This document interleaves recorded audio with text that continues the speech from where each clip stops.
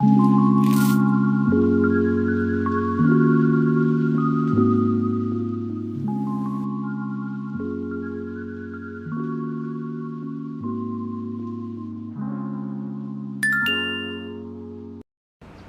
ャンドルの基礎知識。カービングについて。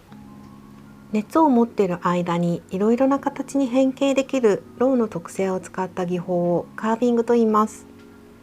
ワックスの配合を工夫すると粘り気が出て、ねじったり重ねたり自由にできるようになります。ろうが固まる速さの感覚をつかみながら練習してみましょ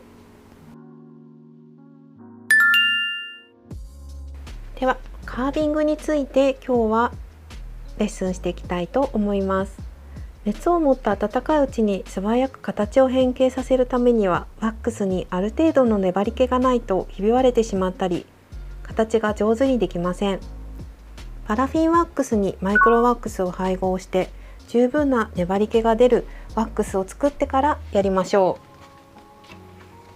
う。ではマイクロワックスをパラフィンワックスに混ぜていきたいと思います。カービングに一番適している配合は、実はマイクロワックスを 20% ぐらい入れるのが私はやりやすいと思います。よく 5% とか言ったりすることもあると思うんですが、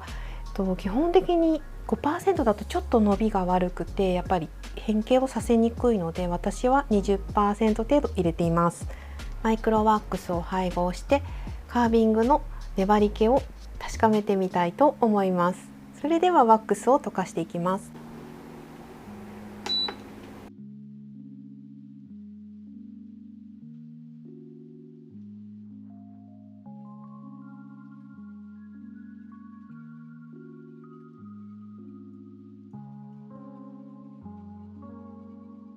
ではカービングをするために一度シート状にしていきたいと思います。先ほどのワックスを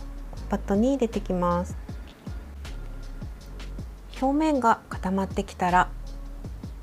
トレイから出していきたいと思います。ポイントは押してちょっとへこむぐらいの柔らかさです。まだ全体的にはすごく熱い温かい状態です。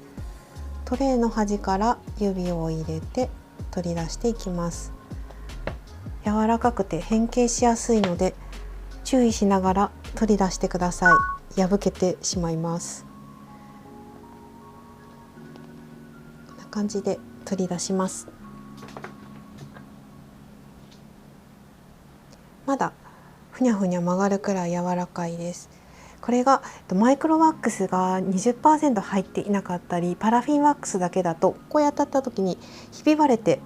中が出てきてしまいます。今マイクロワックスが 20% 入っているので、手の上に乗せてもどんどん変形してくれます。このぐらいの柔らかさです。例えばこういう土台を、これはパラフィンワックスでホイップしたワックスを固めた土台なんですが、この上に乗せて重ねた時もこの形に沿って変形してくれます。これがマイクロワックスを 20% 入れた時の伸び具合です。これを入れていないとこうやってやった時にここが破れてきたりします。すごく綺麗に伸びてくれます。で、もう一つは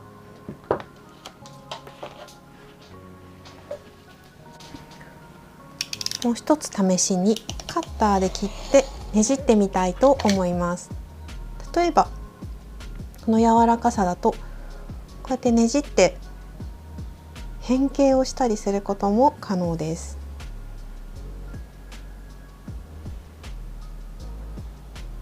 こんな感じに自由に形が変えられます。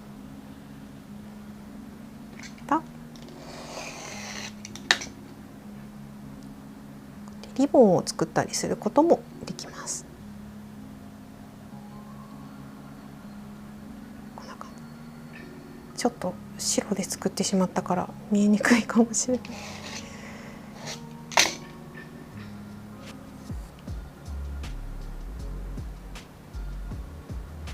こんな感じでこんな感じで伸びがいいので変形させながらいろいろな形にできます。このままねじって、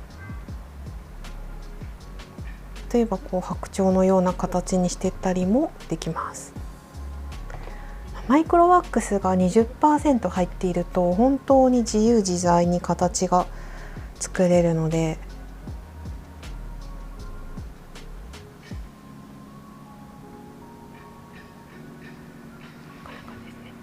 ぜひいろんな形を試してみてください。かなり柔らかいです。で、寒い時は特にひび割れしやすくなるので、夏場は15% くらいでも大丈夫なんですが、冬になってくると 25% とか入れて室内を暖かくして、なるべく指先も冷やさないように注意しながらやるとより作りやすいと思います。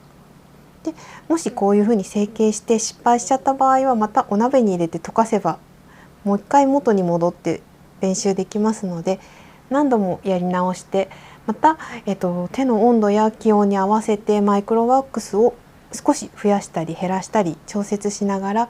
自分でやりやすいカービングの配合を見つけてみてください。